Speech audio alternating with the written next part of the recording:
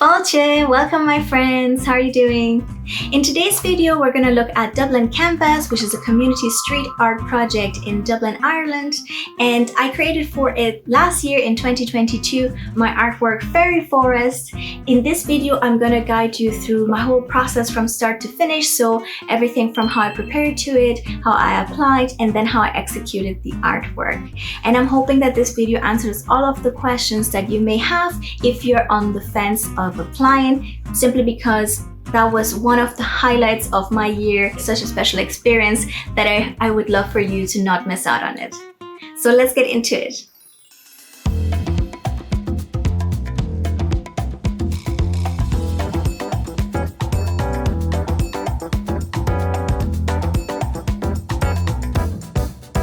So first and foremost, what is Dublin Canvas? Dublin Canvas is a community street art project fully funded by Dublin City Council, where they invite artists of all types to paint traffic light boxes. These are like these grey boxes in pretty much all the junctions where you see traffic lights.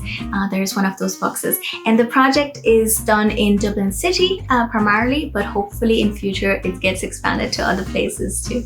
Their motto essentially is to brighten up the place, so less grey, more play, and their motto is colour in the county. The project started in 2015, and by the end of this year, so 2023, 850 boxes would have been completed.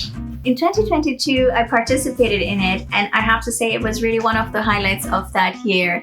I always had seen these boxes all around painted, and I wanted to participate, didn't even know how or where and how it all worked, but I could never have imagined that it would have been such a magical experience. It was really so much fun. You're in the street in a neighborhood where people are passing by as you're drawing. So many people commented on the progress I was making. Some people as well were locals, so they were passing by more than once or almost like on a daily basis. But then particularly when I started adding color, kids, you could see their eyes light up and say, oh, look how beautiful, to their parents and stuff like that. Or even people shouting from their cars like, it's looking great, or, like, well done. And it's just, it was quite unexpected. As I said, it was really, really beautiful. Such a lovely experience. So you might wonder, what does the application look like for Dublin Canvas? And the application is really pretty straightforward, but do make sure that you double check everything that I say, since things might change after I publish this video. Two things you will need.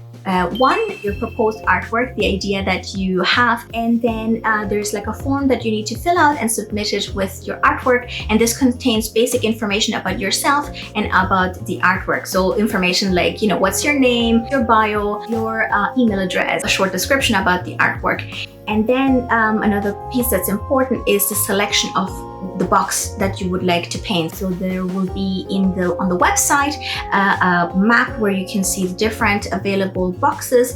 There's a mixture usually of new locations, meaning these are boxes that are completely new, that they have not ever been painted.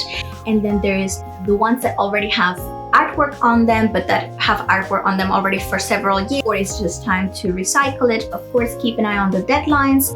This year, the deadline is the 19th of May, and then at the beginning of June is when you would get an answer whether you made the cut or not. And then the timeline when you actually will get to paint the box. So it's usually between July and August that you need to be prepared to paint the box. There's kind of usually a bit of like a timeline of a few weeks, especially if you use the materials that they provide. I'll get into that in a moment as well. But that's simply because the equipment is shared between artists. So to make sure that everything is completed in time, artists need to have a schedule. Now let's talk about the artwork. In relation to the artwork, you can see as well on the website, and all the links will be in the description, so make sure to check that out. They do have a long list of kind of criteria and suggestions. So things like it shouldn't be purely text-based. It should have as little text as possible unless it kind of is necessary for your artwork. But I think what's most important to keep in mind here is that this is a community art piece, and therefore it is very important that you pay attention to the surroundings. So what can you create that is going to celebrate the area, or that is going to just enhance the area with a pop of colors? So to do that, what I did last year was I took my bicycle and I went into the to check out the boxes that were of interest to me, and check out first and foremost, what kind of artwork is already there, right? So that maybe you can bring in a different flair, or maybe you want to have a continuation of it. But then also what's around there, what's happening. Is it like close to a park? Is it, in my case, it was close to the River Dodder, and that's what kind of inspired my artwork quite a bit. But your area could be in a village where there's tons of I don't know, coffee shops, or maybe flower shops, or you know, so kind of try to take inspiration a bit from what's around there. Go to the place yourself. I know you can use Street View on Google Maps, but it's just not the same. So when you go there, you can actually get the sense of what's going on there. Yes, as I was already mentioning, for me, the River Dodder was kind of a key thing that I really liked. And one of the boxes that I was looking at had these foxes and like these trees, and I just felt like, oh, there was like this a little bridge behind it, which gave me a sense of like mystery and a bit of magic. And in Ireland, there's a lot of legends around fairies. Now, not like the fairy I drew, but still there's a lot of like that mystical element and legends, and so I really like that. And I continued to then research a bit more about what happens around the River Dodder, what's the kind of nature that grows there, what type of trees grow there, what type of flowers grow there. And so I ended up discovering that in that little river that the locals fish. So I thought, well, the fairies, maybe, you know, there could be fairies fishing just like the locals. And I found out that yew trees are the type of tree species that grows a lot in Ireland. And there's a park close by to the Dodder River, which is called Bushy Park, where there is yew trees, and found out a few more flower types that I then also incorporated in my artwork. And also keeping in mind like what kind of colors go nice with each other. Going to the spots as well gives you a lot of information on like whether it's the right box for you or not. Are you a person that wants to be painting in a super busy area, or would you rather be in an area that is a little bit more quiet? How much space do you need? For example, the box that I got in the end had on the left hand side a really small gap between another box that was right beside, and I'm left-handed, so I was able to get in there and to do the painting. But I think this would have been really tough for somebody that is right-handed, or, you know, that can't bend in there. Also, I noticed that some boxes were vandalized over time, so I didn't want my artwork to get vandalized in any kind of way, so I also made sure to select boxes that didn't have any of that. Now, important to say that even if you select a few of the boxes in your application, it's not guaranteed that that's the ones that you get. At the end of the day, it's the committee and the organizers that decide who gets which box, if you get one at all. There's never a guarantee. Another great thing to do when you're designing your artwork is to consider really all the sides and the top. So think about the artwork 3D. There are some really cool artworks. I might put in some images here so that you know which ones I'm talking about. But essentially like maximizing and utilizing really all the space that you have. Some boxes will also have a back, but I believe in those scenarios you can just simply paint it one color if you don't want to do another full painting, because it is quite a lot of time as well. Also, the artwork, I recommend that you prepare it in the template that is provided for the Dublin area that you're going to apply to. So pay attention to that. There's different requirements for Dublin City boxes, and for example, I was in the Dublin South County, and what that essentially means is that different boxes have different sizes. So when you're drawing your artwork, you need to consider that, so that the ratio of how you're drawing your artwork fits into the box. I think I made my life a little bit harder last time, because what I did was first I just roughly sketched it here like this, and then later I realized but I need to now submit this, that I didn't have space for the top here, so I ended up drawing the sizes here. So this is drawn by me with a fine liner, but I should have just simply printed the template and then drawn on that. If you want to preserve your artwork, this was one of the things that I thought was a bit of a shame, because I drew it straight on this artwork was essentially not really usable, because it's unfinished on certain areas. But So you can maybe use digital drawing, like Photoshop or something. In terms of the equipment, you need to specify as well in the application whether you would like to utilize the equipment from Dublin Canvas or if you have your own. If you're not a professional muralist, for me it was like a no-brainer. I used the box that Dublin Canvas provided. I have a little clip from last year when I received the equipment, so let's roll the tape. So I'm going to show you some of the items that you will get when you start working on your canvas. So first and foremost, you're going to get 2 of these cones. They can be propped. You just pull them out and then you will have a cone, and you just push them back in when you're finished with them. You're going to get 2 of them, including a vest. It just looks like this. And what you'll do with those things is just make sure that if anything happens, you're covered by insurance. You're gonna get loads of brushes. These are the only 2 I used.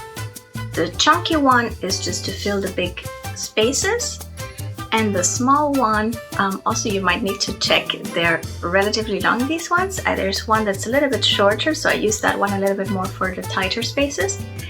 But yeah, so essentially your 2 brushes. Further brushes down here, like these, also you could use them for like bigger spaces. They also give you this with one of those like rollers here, like this. Just a few standard pencils. Here's the eraser, a sharpener, a palette knife if you needed to. I didn't need it. And this is to mix new paints if you need to. They also have a measuring tape, also didn't use it. They actually brought a copy of my design. I was very thankful for that. Didn't think of printing one version, but it is actually super important so that you remember yourself, remind yourself, where did I put what pieces, where does my line have to go, which colors did I choose so that they're balanced, etc. And the paints come in these like IKEA Tupperware that you essentially you click open like this and then you close it like that. They should spill.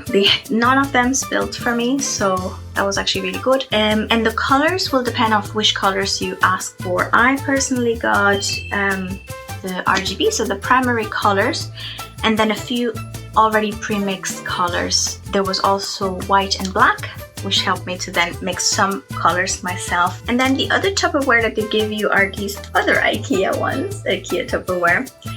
Now these ones you do have to pay more attention, make sure that they're always locked on all the corners, and then that you use a tape. The tape comes, they give you that too. And it's just to make sure that it doesn't spill. He very clearly told me don't trust this one. So they give you this kind of tape as well. Plastic bags, just standard plastic bags. These guys. Yeah, I personally prefer paper towels, so just got one from my own kitchen. One more thing that I brought along was a little jar of water.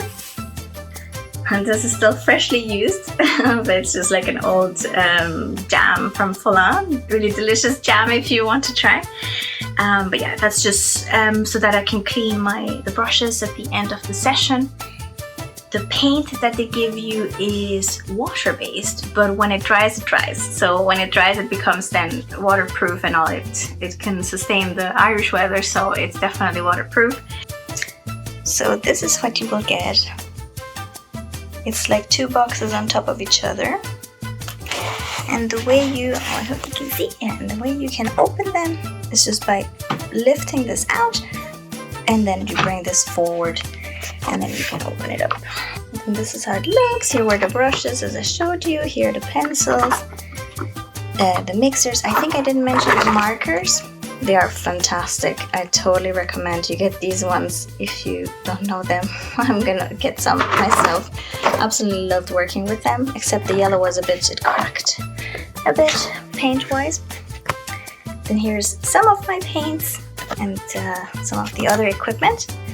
And then the other box has the rest of the paints. Let's just close this down.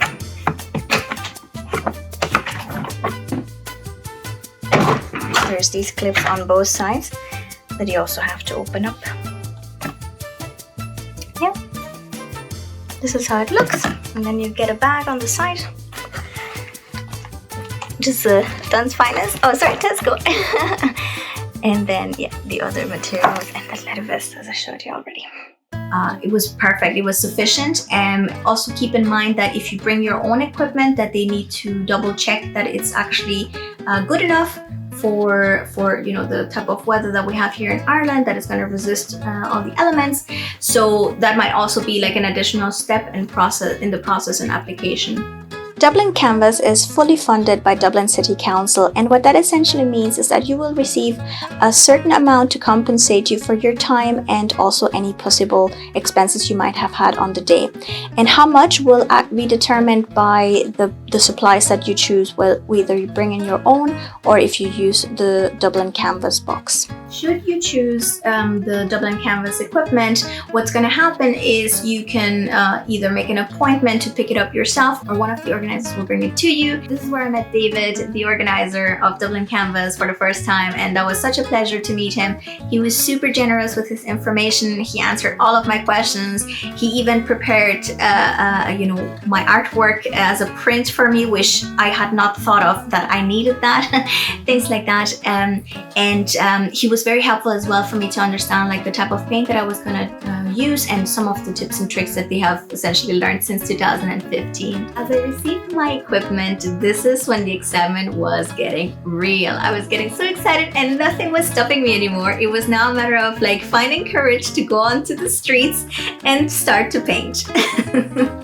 If you're an artist, usually you draw, in your own privacy. So this was a bit of a change in that, but a beautiful one too. So now I was ready to start my artwork. And when you go to your artwork, what's going to happen is somebody from Dublin Canvas is going to prep it with like a white primer of sorts. Especially if there was an artwork before, this makes sure that, it's completely covered and that you can paint from scratch. But also just like a primer, it just helps for the paint to have good grip. And so there you have a white blank canvas. I used a pencil, just a simple pencil, and started to sketch my artwork. Because these canvases are, relatively small in comparison to like large murals, you don't need to have any kind of special system on like how to figure out the sizing and where things go. And you can, erase and or recreate the lines as you need it, because it's going to be covered with the paint anyway. So I had my sketch on one side, so my artwork that was printed thanks to David, and on the other side I had my pencil, and I was just retracing as best as I could, working with the angles and with some of the folds of the box, etc. and so forth. But that was actually a lot easier and simple than I thought it was going to be, especially like it was quite smooth to get my strokes onto the artwork, so you don't have to worry about that too much. It was also so good to have that reference artwork, because at this point when you're starting your artwork, like if you think about the timeline of this year, so by the end of May by the 19th of May you have to submit your artwork, and then months later in June, August is when you will be painting this artwork. So you might have forgotten the details a little bit of where is everything exactly. So it was really handy to have that. After sketching my artwork with the pencil, it was time to look at the paint. One thing to keep in mind as well when you're creating your artwork is that you have a limited number of colors.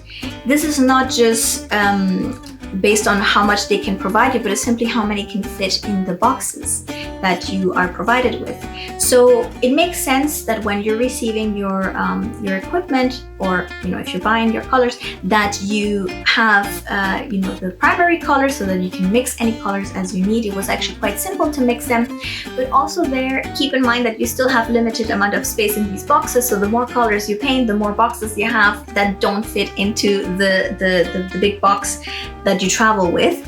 So keep that in mind and try to simplify your artwork as much as possible. Use colors because that's the whole point, but try to simplify some of the things. One of the things that I did, for example, I removed some of the shadows that I had, because that would have required all of my colors to have a second, more darker color. So I decided, let's just make this more, I guess, cartoonish, and remove that depth from it. Now with the paint ready to go, it was time to start painting.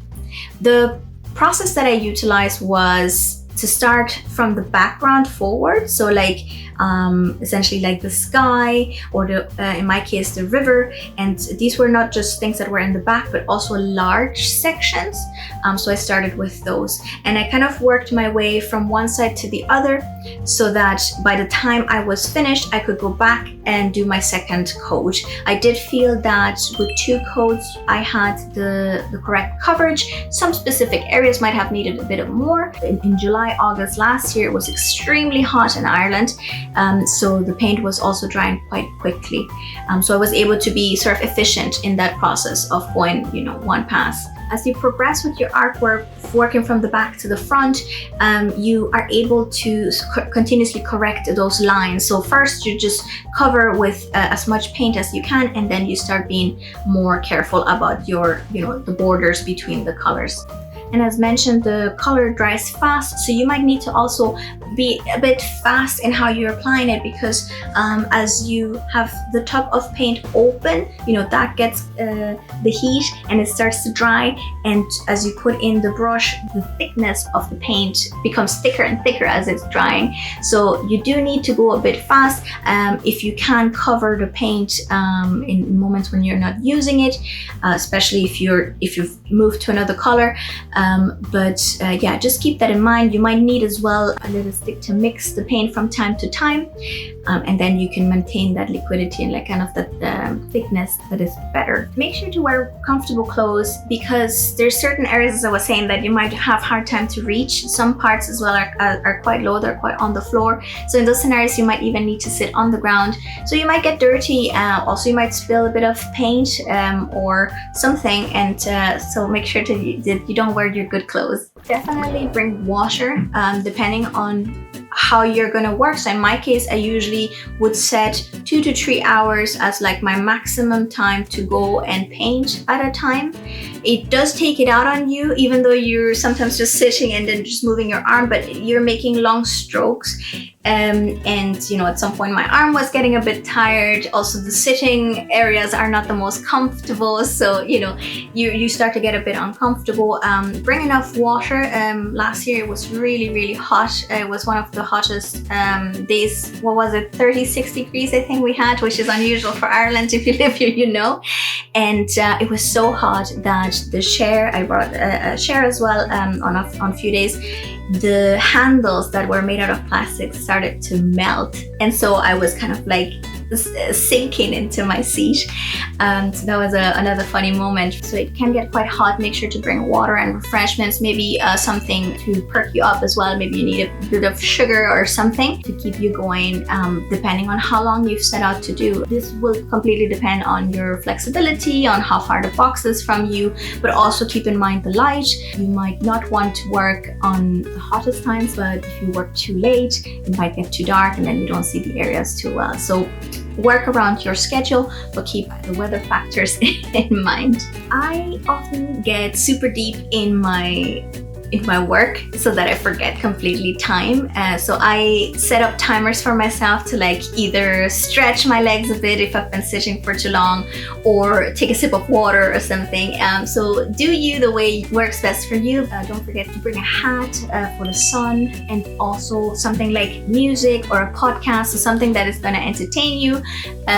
Some moments you might be really by yourself, but then there's other moments where there's a lot of people walking, and you can utilize music either to, if you need just your time to focus, to just like let people know I'm in the zone, or if you want to chat, if you're welcome for people to come close to you, you can also not use anything. That will completely depend on your personality. After the painting, I moved on to the line work. So this was the art style that I had. This might be something that isn't needed in your type of artwork, but essentially what that means is like black lines that would surround all the objects in my artwork. And with this black line, this was like an absolutely fabulous marker. I'm gonna leave the name and the brand of it because I loved it more than Posca markers and other ones that I have tried in the past, so much more. yeah, so it was just a matter of doing all the different lines, but also adding textures. So in my case, I have a tree and doors and things that just require a little bit more like detailing. And this is also the part then when you add your signature and your social media handle or your website or whichever method you want for people to reach out to you. I made mine in white so that it stands out, because it was already so colorful, and in black I think it would have just looked as if it's part of the design. So just keep that in mind when you're adding your signature. Now this is completely optional, but I highly recommend that you document your process. So either through photos or through videos. So I felt a bit weird at first, you know, putting a little tripod beside me and recording myself, and I was also worried like, oh, somebody could just snap my phone, but this was like a secondary phone that I had, and so I was a little bit less worried. But maybe you feel strange, but I am so happy that I did it, because I now have this video that I can share with you and this information, and you can enjoy the process with me and kind of live the experience a little bit through me. Also, the photos itself, when you're taking photos, make sure that you take photos with yourself. I remember David mentioning that sometimes they have these beautiful photos of the artworks that people have done, but there isn't a single one with the artist. So like also help them to showcase not just the beautiful art that you've made, but the beautiful person behind the artwork.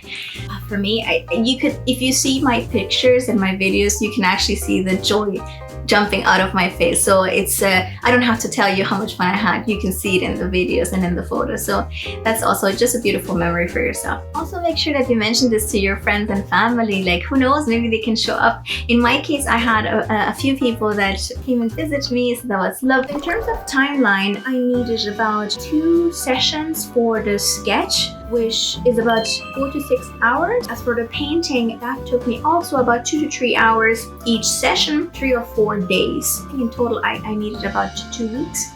And the line work, similarly to the sketching, I think took me about 2 sessions, so about also 4 to 6 hours on 2 separate days. But what happens here is, I think I could have done that faster, but because these are not the finishing touches, you might see something that you want to retweak, or you might maybe have noticed a mistake. It was almost as if I didn't want it to end too. So maybe, you know, maybe you prolong it as well a little bit as you're adding the finishing touches. Now we're coming to the end of this video. I hope that this was useful, that it was informative, and that you are at that point of saying, hell yes, I'm gonna apply this year to Dublin Canvas. And I hope if you do, that you get selected and that you have a marvelous experience. Should you want to see my artwork in person, I will put the link in the description below. It is still available to see in 2023. I don't know how long it's gonna be there, so if you want to check it out, go and check it out. I also I converted my artwork into a digital design, and I've created little tote bags and hoodies that are available on my website. So if you want to bring some of the fairy forest magic to your home, you can get that on my website, taniarosasdesigns.com. I hope to see you in the next video, and now check out how the artwork turned out.